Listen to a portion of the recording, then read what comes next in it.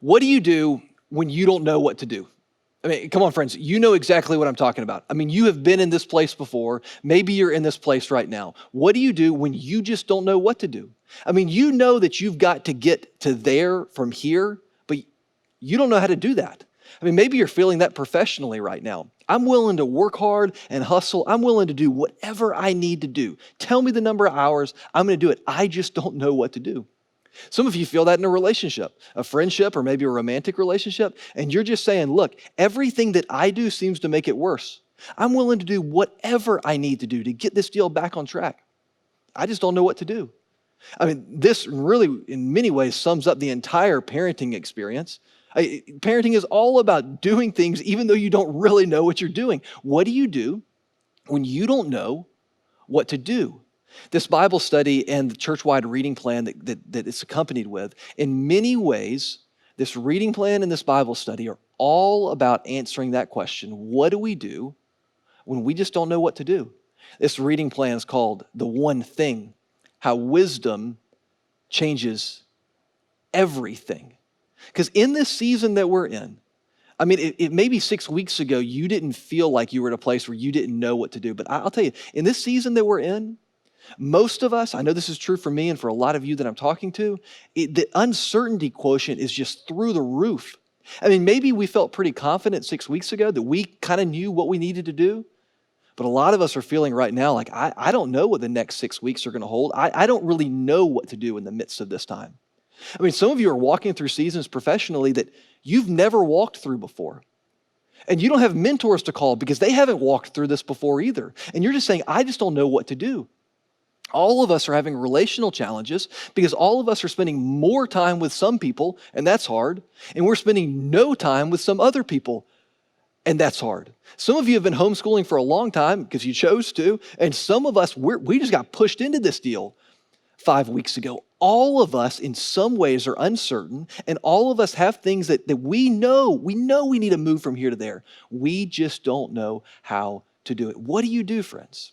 I mean, really, in a really practical way, this is a real question. What do you do when you don't know what to do? How do you react to that? And you can think back on just the last few weeks. When you don't know what to do, what does that cause in your life? How do you react to that? So in this reading plan and in this Bible study, what we're going to look at is we're going to look at one guy's life.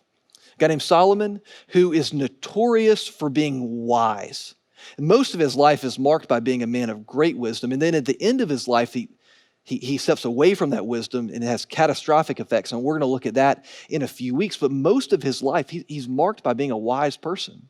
So we're going to look at his story in 1 Kings as part of the reading plan. And we're also going to look at some of the things that he said. And those are the Proverbs, and that's part of the reading plan too. If you need to find the reading plan, hpumc.org/Bible. In the top right corner, you can download the whole thing as a PDF, or we're going to update that reading week by week, and you can just scroll on that page. You can also join conversation groups there so that you can walk through this reading plan either on your own, or you can walk through it with other people. And what we're looking at is Solomon's life that was marked by wisdom, how he got that wisdom, and how it affected his life. So if you're at the place where you don't know what to do, we think that this is going to help. So we're just going to jump right in. We're going to be in 1 Kings chapter 3 this morning. We're starting 2 verses ahead of where the church-wide reading plan starts. 1 Kings chapter 3, beginning in verse 3. Now, rather than reading out of my Bible, I'm going to read up here on the screen so that you can see it and you can see some of the things that I've highlighted. Okay, now here we go. 1 Kings chapter 3, verse 3. Solomon, that's the main character of this deal, showed his love for the Lord by walking according to the instructions given him by his father David. Solomon's a good guy. He loves the Lord, and the way that he loves the Lord is by, doing what his father taught him. His father David had walked in the ways of the Lord, so he taught that to his son Solomon. But there's one problem here, except that he, Solomon, offered sacrifices and burnt incense on the high places. Okay, so that's not good. Okay, because you're only supposed to offer sacrifices in one place, and that's in Jerusalem before the Ark of the Covenant. So Solomon's a good guy, but he's got this one problem, okay? And that's going to come back here in a few minutes. So the king went to Gibeon to offer sacrifices. For that was the most important of the high places. Of all of these high places where you could offer sacrifices, even though it's a bad idea, Gibeon was the most important of those. And Solomon offered 1,000 burnt offerings. That means he sacrificed 1,000 animals on that altar. Now, when you see 1,000 in Hebrew, it doesn't actually mean that Solomon is like counting the animals, like 998, 999, 1,000. It just means a lot. It means that he's a devout guy. He's really seeking to seek after the Lord, but he's a little bit off track because he's doing it in the wrong place. But while he's at Gibeon, this is where his journey with wisdom begins. The Lord appeared to Solomon that night in a dream, and God said, ask for whatever you want me to give you. I mean, can you imagine if you got that invitation from God? What do you think you'd ask for? And of course, what you would ask for depends on the season of life that you're in. And the season of life that Solomon's in here is, well, Solomon's just recently become the king. And Solomon's still a pretty young guy. We don't know for sure, but he's likely in his early 20s, somewhere between 20 and 25. And he feels overwhelmed by this responsibility. I mean, hold on. I got to follow in the footsteps of my dad, who's King David, who would one day become known as the greatest king in the Old Testament. He doesn't know that, but he knows how great his dad was. I got to follow in the footsteps of that. I have to lead all of these people. He's at a point in his life where there's a lot of pressure on him and there's a lot of uncertainty. He's just one of many sons of David, and he's not the oldest. There's no promises that there won't be a rebellion that one of his brothers seeks to be king. There's no promises that the people will actually follow him. They don't know anything about what's happening in nations around them that might come and attack them. It's an uncertain, it's an unsettling time. So in the midst of this uncertain, unsettling time, God asks him, what do you want from me, Solomon? Here's how Solomon responds. You've shown great kindness to your servant, my father David, because he was faithful to you and righteous and upright in heart. You've continued this great kindness to him and have given him a son, that's me, to sit on his throne this very day. Now, Lord my God, you've made your servant king in the place of my father David. But I'm only a little child. Now, he's exaggerating a little bit. He is in his early 20s, but he's saying, I'm really young to be doing this. And I don't know how to carry out my duties. He's saying, I don't know how to do this whole king thing. Your servant is here among the people you've chosen, a great people, too numerous to count or to number. I'm overwhelmed by the responsibility that I have. So this is what I need from you, Lord. Give your servant a discerning heart, or some of your Bibles say discerning mind. It's the same kind of idea. Give me discernment to govern your people. I can't figure this out on my own. And to distinguish between right and wrong. I can't figure out what's right and what's wrong. I need you to guide me. I need you to show me. I need some kind of wisdom that comes from beyond me. For who is able to govern this great people of yours? I mean, what an amazing place of humility to be. To say, I can't actually do this. This responsibility that you have entrusted to me, this place that I've found myself in, I'm not going to say, yeah, I'll figure it. I don't know how to do this. And who would be able to? I mean, who can do this? So what I need wisdom, Lord, from beyond me. I need your wisdom to guide me. Well, God's pleased with this. He's pleased that Solomon asked for this, and God said to him, look, since you've asked for this, and not for a long life or for wealth, and you haven't asked for the death of your enemies, but you've asked for discerning and administering justice because you didn't ask for something selfish, because he didn't ask for those things that I would be tempted to ask for. Because you didn't ask for those things, I'm going to give you what you asked. It's a faithful request. I'm going to give you a wise and discerning heart or mind, so there will never have been anyone like you, nor will there ever be anyone else like you to come after you. Moreover, I'm going to give you what you didn't ask for. I'm going to give you wealth and honor. And in a couple of weeks, we're going to talk about the connection between wealth and honor and wisdom and why God puts those things together in Solomon's life, so that in your lifetime, you will have no equal among the kings. And if you walk in obedience to me and keep my decrees and commands as David your father did, I will give you a long life. Do you see there's a contingency here, okay? Look, I want to give you these things, Solomon, but I need you to walk in obedience and keep the decrees and the commandments that I gave to your father David and that he passed along to you.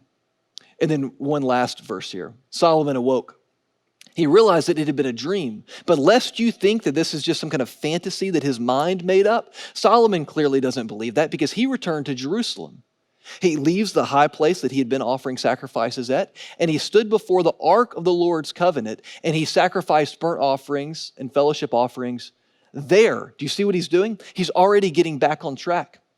The one thing that he was doing that wasn't right, he turns away from that, and he's now offering sacrifices in the right place.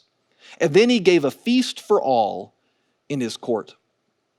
Many centuries later, Jesus will say, if you want to sum up the teachings of the Old Testament, what you do is that you love God and you love people. Solomon's doing that. He's loving God with the sacrifices in the right place. And he's loving people by throwing a feast for them. And this begins Solomon's journey with wisdom. And it began not with him doing something grand. It began not with him making some kind of wise decision. Do you see what it began with? It began simply with him asking for it. Now, God is probably not going to appear to you in a dream tonight or in a vision asking you what you want, but you don't need for him to. We have an open invitation through Jesus by the power of the Holy Spirit to ask for what we need at any moment. So for Solomon, the overwhelming sense of pressure that he had on him was not a cause for him to stop and to panic, but it was a cause for him to pause and to ask for the one most important thing. You see, if we had a bottom line to this, it'd just be this simple. Your next best step is to stop. In your business, you don't know what to do. I don't know what your next best step is after this one, but your next best step is to stop. In that relationship that's just so chaotic, and whether it's with your kids or a significant other or a friend, your next best step, I'm not kidding about this, is to stop. If you're overwhelmed with homeschooling or whatever, stop.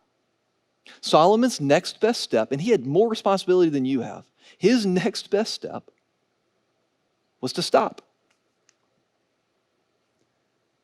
and to ask for wisdom. That's your next best step. I don't know what step 2 is. I definitely don't know what step 3, 4, or 5 are. But I know what the next best step is. It's to stop. And it's simply to ask for wisdom. I mean, do you know this? Do you know that you have access through prayer?